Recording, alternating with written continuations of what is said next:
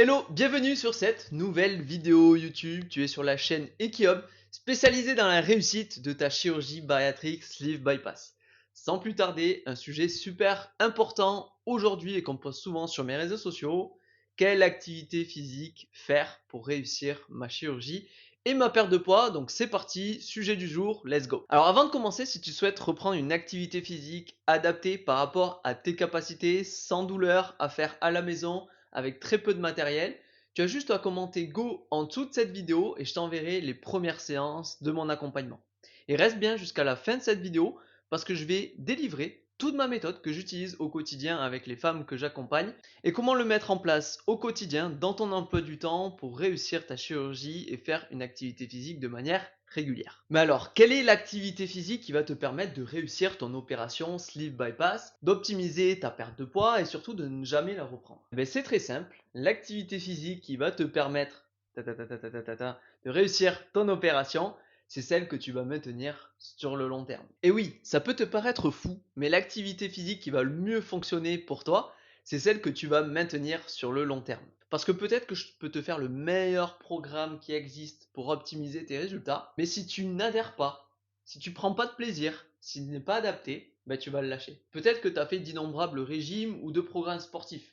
Ils n'étaient pas forcément adaptés. Est-ce que tu les as maintenus sur le long terme? Non, sûrement pas. Et c'est pour ça que tous les efforts que tu as fournis avant se sont annulés en quelques semaines parce que tu as arrêté de pratiquer ce programme. Alors attention, c'est pas si simple de trouver l'activité physique qui soit adaptée à soi, où on trouve du plaisir, et ça va pas venir à un claquement de doigts. Surtout si ça fait longtemps que tu n'as pas fait d'activité physique, au début tu vas être essoufflé, ça va être douloureux, tu vas avoir des courbatures. Donc au début c'est normal, il y a beaucoup de freins qui vont impacter ton plaisir et ta régularité. Et c'est pour ça qu'il faut mettre en place le plus d'ingrédients possible, mais surtout avoir cette motivation, cette discipline au début, parce que c'est comme un petit peu la courbe de l'apprentissage. Ben oui, au début, quand on apprend une nouvelle compétence, c'est difficile, on en chie, clairement, mais après, on a un petit peu la prairie et c'est beaucoup plus simple de le maintenir. Donc tu peux avoir des résultats visibles au bout de quelques semaines. Mais laisse-toi le temps au moins de tester cette activité, de monter un petit peu en compétence, d'améliorer tes capacités physiques et voir si cette activité te plaît. Donc pour moi, il y a vraiment deux triangles à cocher pour favoriser cette pratique d'activité physique sur le long terme.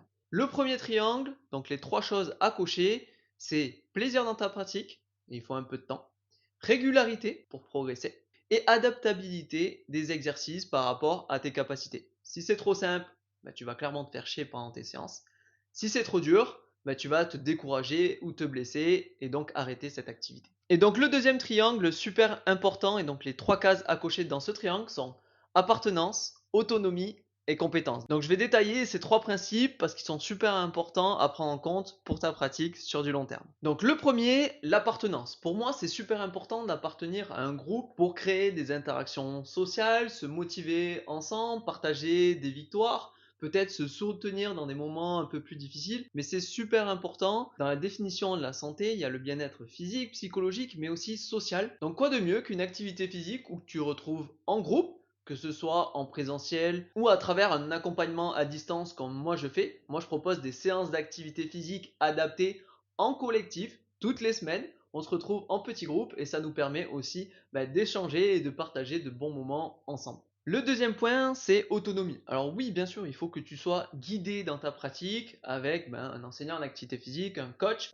mais tu dois quand même garder des choix de ton activité physique. Moi, je laisse les choix aussi sur plusieurs niveaux par rapport à un exercice. C'est important que tu sois aussi autonome un petit peu dans ta pratique. Peut-être faire des séances aussi à la maison de ton côté, mais une certaine autonomie permet aussi l'apprentissage et permet aussi parfois sur des situations où t'as pas de coach, t'as personne pour pratiquer avec toi, que tu puisses être autonome dans ta pratique pour pouvoir faire ta séance de ton côté. Et le troisième point pour fermer ce triangle, c'est les compétences. Il faut que tu sentes que tu progresses.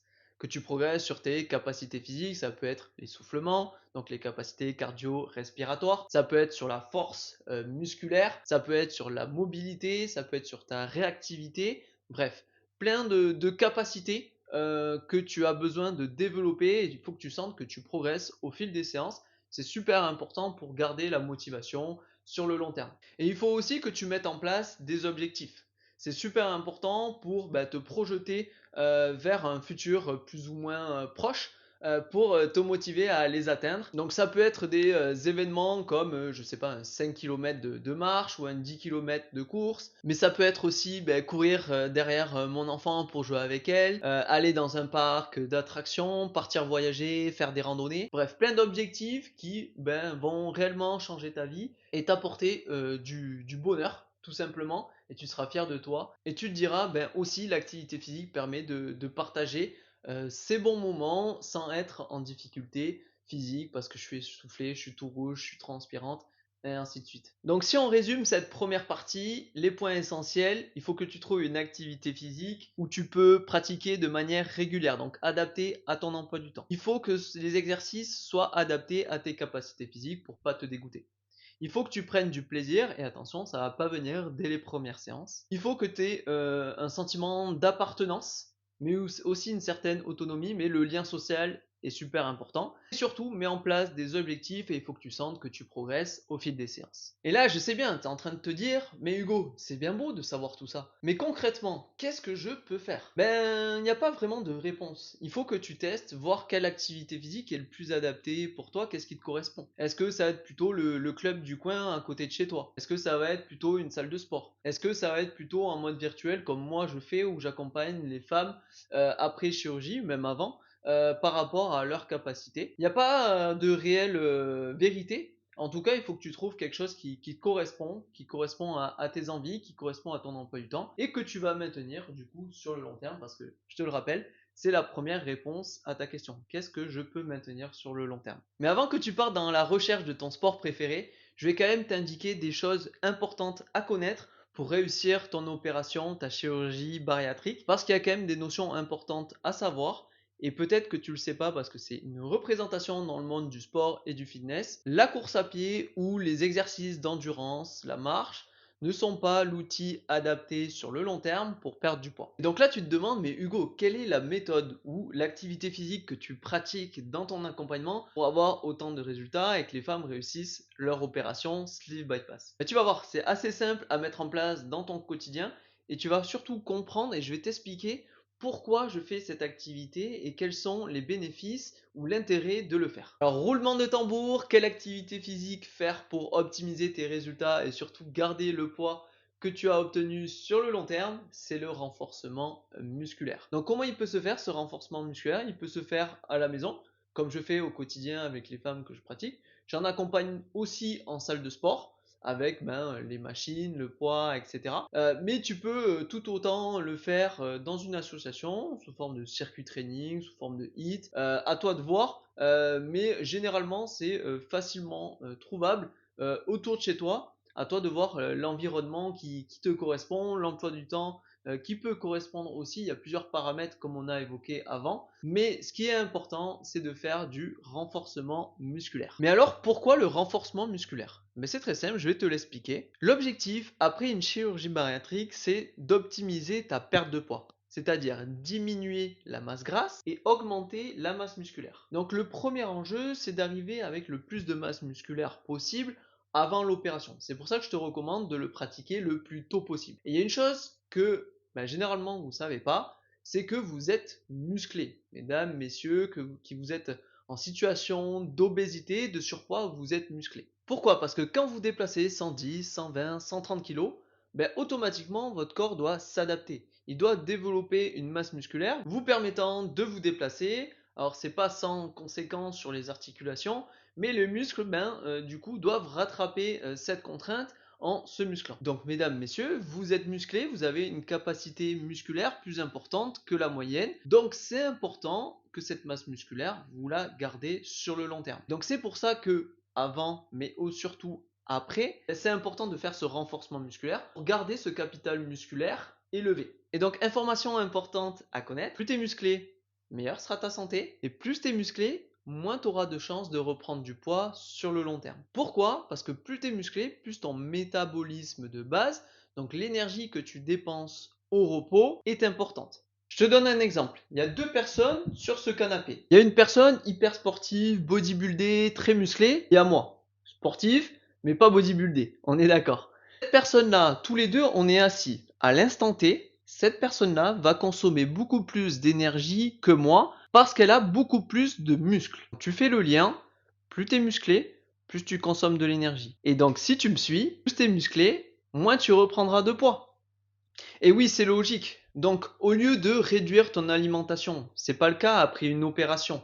Puis c'est fini les régimes. On l'a vu sur les dernières vidéos que j'ai sorties. Il vaut mieux plutôt optimiser ta masse musculaire, l'augmenter ou à minima la maintenir pour garder cette énergie que tu consommes au quotidien 24 heures sur 24, 7 jours sur 7. Ça t'aidera beaucoup déjà à optimiser ta perte et surtout à maintenir ce poids sur le long terme. Donc pour conclure cette vidéo, je vais t'expliquer un petit peu comment je le mets concrètement en place dans mon accompagnement pour que les femmes que j'accompagne maintiennent cette pratique sur le long terme et aient le plus de résultats possible. C'est un exemple, il y en a bien d'autres, mais en tout cas, comment je le fais moi? Donc toutes les séances que je fais sont basées sur des exercices de renforcement musculaire, mais on le fait avec sous forme de hits, c'est-à-dire qu'on enchaîne généralement des exercices de renforcement de manière rapprochée pour travailler le système cardio-respiratoire et être moins essoufflé au fil des séances. Et ce que je recommande pour que ça s'intègre dans son quotidien, c'est 3 fois 30 minutes de séance. Alors bien sûr avec un petit peu de marche à côté,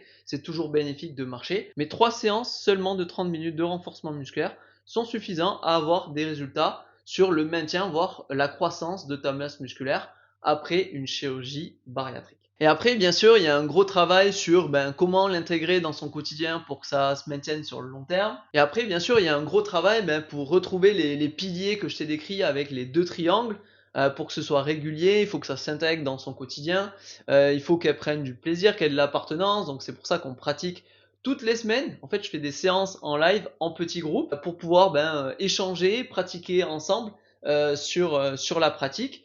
Et puis aussi à mon rôle de coach pour travailler tout le côté discipline, psychologie, adaptation des exercices, mais aussi réappropriation de son corps. Donc voilà, je vais te donner plein d'outils, de connaissances qui vont te permettre, je l'espère, de trouver l'activité physique qui va te permettre de le maintenir sur le long terme et d'avoir tous les résultats et de pouvoir faire surtout toutes les activités physiques ou autres que tu souhaites qui peut-être étaient pas possibles ou que tu t'interdisais avant cette opération. Donc le plus important, c'est pas de connaître mais de le mettre en place. Donc voilà, je t'invite à trouver l'outil, l'activité physique qui va te permettre d'être régulière dans ta pratique. Donc n'hésite pas si tu es intéressé à tester mes séances. Tu en as plusieurs déjà sur YouTube, mais tu peux tester aussi les premières séances de mon programme en commentant Go en commentaire. En tout cas, let's go, mets tes baskets et tu verras que dans quelques semaines, tu vas déjà avoir des résultats et commencer à prendre du plaisir dans ta pratique.